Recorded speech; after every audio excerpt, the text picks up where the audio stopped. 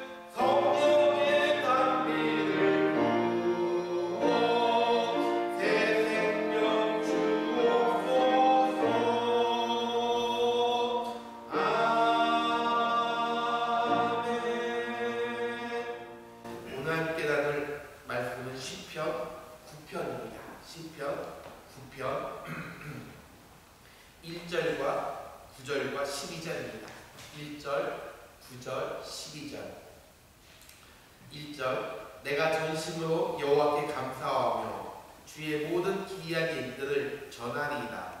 9절 여호와는 압제를 당하는 자의 요새이시오 환난 때의 요새이시리로다. 10절입니다. 10절 여호와여 주의 이름을 아는 자는 주를 의지하오리니 이는 주를 찾는 자들을 버리지 아니하심이니이다. 그리고 12절 피 흘림을 신문하시는 이가 그들을 기억하시며 가난한 자의 부르짖음을 잊지 아니하시도다. 아멘. 오늘 함께 나눌 시편 9편의 말씀은요, 탄식시입니다. 탄식시. 우리가 탄식시라고 할 때는 시인만이 갖고 있는 깊은 한숨과 그리고 이 고민이 묻어있는 시라 이야기할 수가 있습니다. 그렇다면 이 시인이 갖고 있는 깊은 한숨, 또 고민이 무엇이 있을까요? 아마도 인생의 여정 속에 닫힌 이 고난 속에서 마지막까지 믿음으로 살아가려고 하는 그 하나님의 백성들이 담긴 노래가 곧 이 시라고 이야기할 수가 있습니다. 즉 하나님의 백성들이 이 땅에 살아가면서 받는 고통 속에 또 연민 속에 그리고 닥친 환난 속에 마지막까지 그 고통을 이겨나가는 그 과정 속에 깊은 한숨, 그리고 그 한숨 속에 하나님이 어떻게 역사하셨는지를 또다시 우리가 살펴볼 수가 있는데요. 이 고난 속에서 믿음을 지킨다라고 할 때는 이 시인이 갖고 있는 신앙의 이 기준점이 있다라고 우리는 말할 수가 있습니다. 예를 들면 이 다니엘서 1장 8절에 보면 뜻을 정하는 이 다니엘의 모습을 볼 수가 있죠. 뜻을 정했다. 즉 느부갓네살 왕이 내리는 그 산의 진미를 먹을 수 있는 그 대우를 그는 받았습니다. 그 당시에 산의 진미는 이미 우상에게 제사를 드린 제물이었죠. 다니엘은 비록 포로로 잡혀온 몸이었지만 자기를 더럽히지 않기 위해서, 즉 자기 자신의 신앙과 믿음을 지키기 위해서 산의 진미를 그는 거절했습니다. 때로는 시험에 위기가 찾아왔지만 그는 목숨을 걸고 신앙을 지켰습니다. 바로 이것이 고난 속에서 믿음을 지키는 하나의 신앙의 기준이다 라고 말할 수가 있겠죠. 이처럼 이 탄식시 백성들이 살아가면서 결국 고난 속에서 마지막까지 믿음으로 살아가는 그 시인의 모습이나 오늘 다니엘이 겪는 그 환경 속에서 마지막까지 그가 신앙을 지키기 위해서 뜻을 정했던 그 확고한 신앙, 이런 모습이 오늘 이 탄식시로 묻어나는 것을 우리가 확인할 수가 있습니다. 그렇다면 오늘 다윗의 인생 속에서 믿음을 끝까지 지키는 장면들이 몇 군데 우리가 생각해 볼 수가 있는데 어떻습니까? 믿음을 지킬 수 있었던 그 요인, 결국 신앙의 기준이 내가 아니라 하나님께 그의 삶을 맡겼고 또 하나님께 초점을 또 맞췄으며 하나님의 시간표에 따라서 인생의 스케줄이 짜여져 그는 움직였음을 우리가 한번 생각해 볼 수가 있죠. 이것들을 배경을 삼아서 오늘 본문을 좀 살펴보면 학자들은 오늘 함께 읽은 이 시편 9편에 대해서 이렇게 이야기합니다.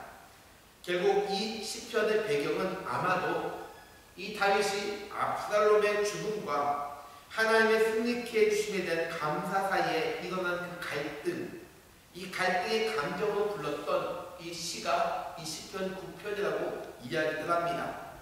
생각해 보십시오. 압살롬은 다윗의 셋째 아들이었습니다. 비록 그가 다윗에게 반기를 들고 또 반역을 했을 때 다윗은 그 아들을 피해서 궁궐 밖으로 도망쳤습니다. 그러다가 역적 압살롬을 제압했지요. 이것이 그에게 있어서는 하나님의 은혜일까요? 과연 그에게 있어 진정한 승리였을까요? 아들을 처참히 죽일 수밖에 없는 환경, 그 아들이 나를 배반하고 나를 죽이려고 했던 그 환경, 그리고 그 속에서 이겼을 때 누가 그의 승리에 대해서 기뻐하고 즐거움에 동참할 수 있을까요? 압살롬이 죽었다고 하는 소식을 들은 이 다윗의 행동은요, 사무엘하 18장 33절에 보면 통곡하며 그도 울었습니다. 그리고 다윗의 그 진시번의 고백은 내 아들 압살롬아, 내 아들 압살롬아, 내 아들 압살롬 하면서 차라리 내가 너를 대신해서 죽었더라면 압살롬 내 아들아 내 아들 하면서 통곡했던 그 장면을 우리가 볼 수가 있습니다. 결국 이런 사건들 우리가 평가하기 참 어렵습니다. 그래서 시편 기자는 이 그 첫 서두에서 자신에게 가신 그 귀한 일들, 나를 통해서 일어난 그 놀라운 일들, 귀한 일들이라고 그는 설명하고 있죠. 즉 쉽게 일어날 수 없는 일들, 또 말로 설명할 수 없고 표현할 수 없는 그런 일들, 즉 쉽게 일어날 수도 없는 그 일들과 말로 설명할 수도 표현할 수 없는 그 일들이 오늘 다윗의 삶 가운데 그 사건 속에서 오늘 하나씩 일어나면서 과연 하나님께서 그에게 어떻게 역사하시는지 오늘 다윗은 경험했던 그 내용들이 오늘 시편에 기록되고 있는 것을 볼 수가 있습니다. 결국 하나님께서 행하신 일들, 인간의 논리와 언어로는 표현할 수도 없고 감히 설명할 수도 없는 그런 기이한 일들이 오늘 다윗의 인생 가운데 펼쳐지는 것을 볼 수가 있죠. 이처럼 다윗은 자기 삶 속에 일어난 이 기이한 일들, 또 하나님의 역사 속에서 진행되고 있다고 하면서 나는 이 또한 감사합니다 라고 다윗은 오늘 고백하고 있습니다. 그렇다면 이 다윗에게 일어난 그런 일들 2절에서 9절까지 보면 하나하나 사건들을 통해서 열과 후에 다윗은 결론적으로 하나님은 이런 분이시다라는 것을 세 가지로 표현하는데 오늘 두 가지만 살펴보도록 하겠습니다. 먼저 우리가 10절의 말씀입니다. 이 10절의 말씀 보면 여호와여 주의 이름을 아는 자는 주를 의지하오리니 이는 주를 찾는 자들을 버리지 아니하심이니이다 라고 기록하고 있죠. 여러가지 기이한 일들과 사건을 겪고 난 그 이후에 다윗의 고백은요, 하나님은 주를 찾는 자들을 절대로 버리지 않는다라고 하는 것을 다윗은 이 기이한 일들을 통해서 그는 경험했습니다. 즉 다윗의 삶을 다시 보면 다윗이 목동이었을 때, 그리고 사울의 눈에 발탁되어서 왕궁에 그가 들어갔을 때, 또 사울의 군대 장관으로 승승장구하고 있을 때, 때로는 억울한 일을 당해서 광야로 쫓겨났을 때, 왕으로 등극했지만 이스라엘을 통치하고 있었지만 그러나 그의 환경 속에서 과연 기이한 일들이 얼마나 많이 있었습니까? 또 말년에 아들에게 왕위를 잃고 다시 쫓겨났을 때, 또 다윗은 자신의 인생 전체를 통해서 결국 이 모든 환경을 바라보니까 하나님은 자기를 찾는 자들을 절대로 버리지 않는다는 것을 그의 인생 가운데 여러 가지 사건을 통해서 그는 경험하고 또 경험했고 또 경험 속에서 깨달았음을 성경은 우리에게 알려주고 있습니다. 그런 인간의 처지와 상관없이, 즉 환경과 관계없이 하나님은요 오늘 우리가 찾기만 하면 응답하시고 오늘도 찾아오셔서 위로하시고 건져 주시는 분이심을 다윗은 오늘 시편을 통해서 고백하고 있습니다. 그러면 오늘 우리의 인생의 삶 속에 한번 적용하면 이렇습니다. 나의 상황과 상관없이 하나님께 엎드리면 하나님은요 찾아오셔서 그 마음을 위로해 주시고 만져주고 있다는 거 믿으시기 바랍니다. 오늘날 이 코로나 바이러스가 오늘 삶을 완전 뒤엉켜버린 그 현실이 상황이 얼마나 많이 있습니까? 보이는 것도 보이지 않고 보려고 해도 전체 보이지 않는 상황 속에서 마치 막막한 그런 일들. 어저께도 한 분이 소천하셨다는 이야기를 들으면서 저도 그분을 알고 있는데 그분이 지역사회에서 그래도 왔다 갔다 하시면서 인사를 받으시고 함께 그래도 한 동네에서 같이 지냈는데 소리 소문 없다가 병원에 입원했다는 이야기를 듣고 또 돌아가셨다는 얘기 들으면서 그의 부인도 얼마 전에 돌아가셨고 또 남편도 똑같이 돌아가신 그 장면 보면서 과연 하나님이 살아계시는가 하는 질문을 한번 던져봤습니다.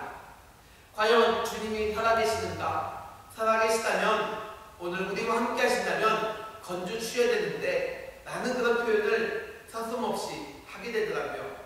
마치 하박국 선지자가 하나님 지금 이 나라가 이 민족이 이런 고통이 있는데 주님 뭐 하십니까? 뭐 하십니까? 라고 질문을 던졌던 그 질문들이 오늘날 이 시대에 아마 성도의 삶 속에서 울려 퍼질 거라 생각이 듭니다. 그럼에도 불구하고 오늘 그런 와중에 우리가 다시 할 수 있는 것은 주님을 찾고 또 찾는 그 은혜, 오늘 찾으면 만나주시고 그 만남을 통해서 나에게 말씀하신 그 음성을 통해서 오늘 우리가 깨달아진다는 사실 다시금 고백할 수 있겠죠. 오늘 시인도 그랬습니다.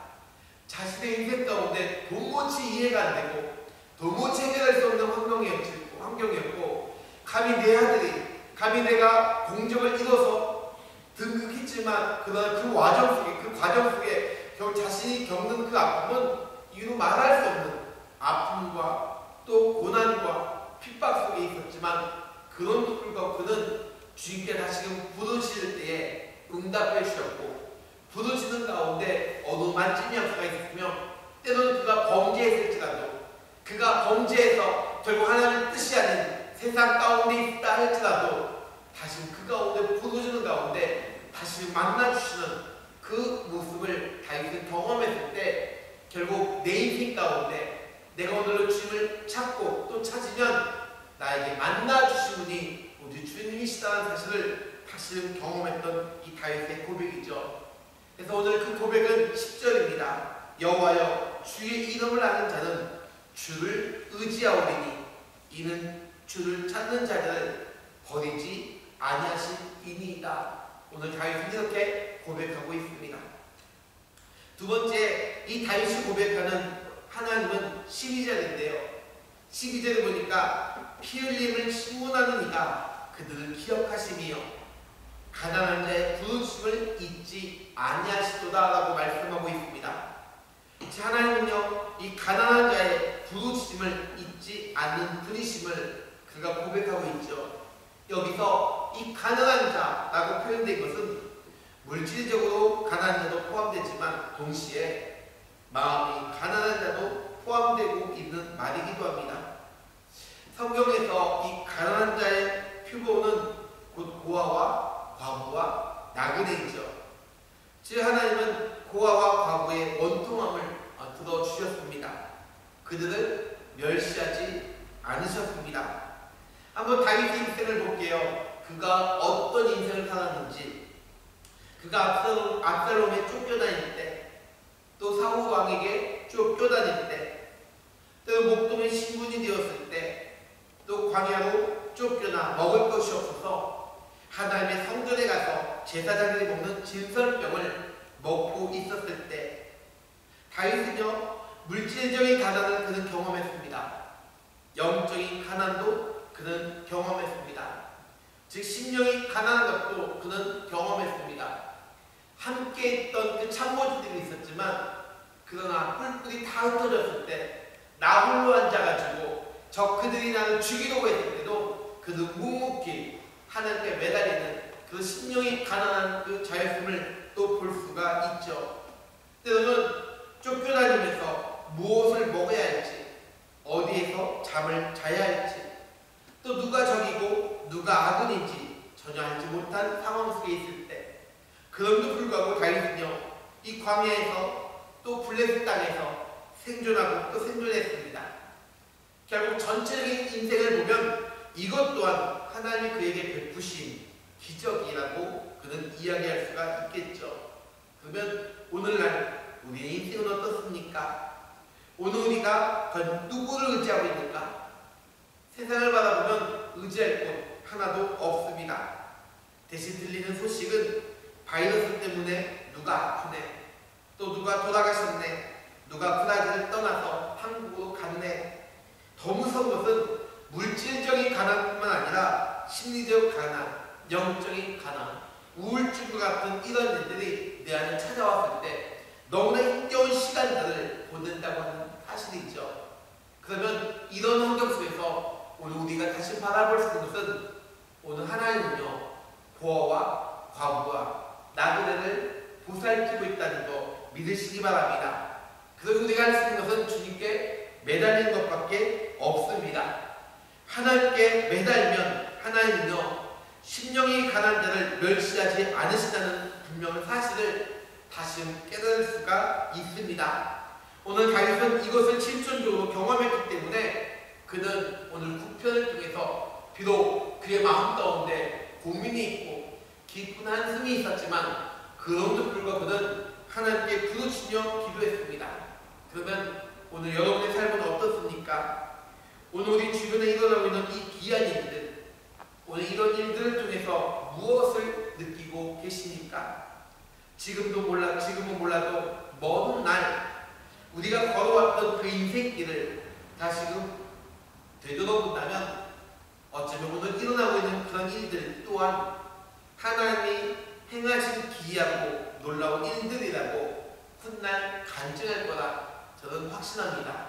왜냐면 오늘 9편을 통해서 볼 때 이 다윗의 인생 가운데 여러 가지 환경들이 있었지만, 그리고 자기가 머릿속으로 이해하기 힘든 그런 일들도 있었지만, 훗날 그가 고백하기를 이럴 때 하나님 나를 만나 주셨고, 이럴 때 나를 위로해 주셨고, 이럴 때 내가 찾을 때 주님 내게 만나 주셨던 그 만남이 결국 축복이었구나 라고 하는 그 사실.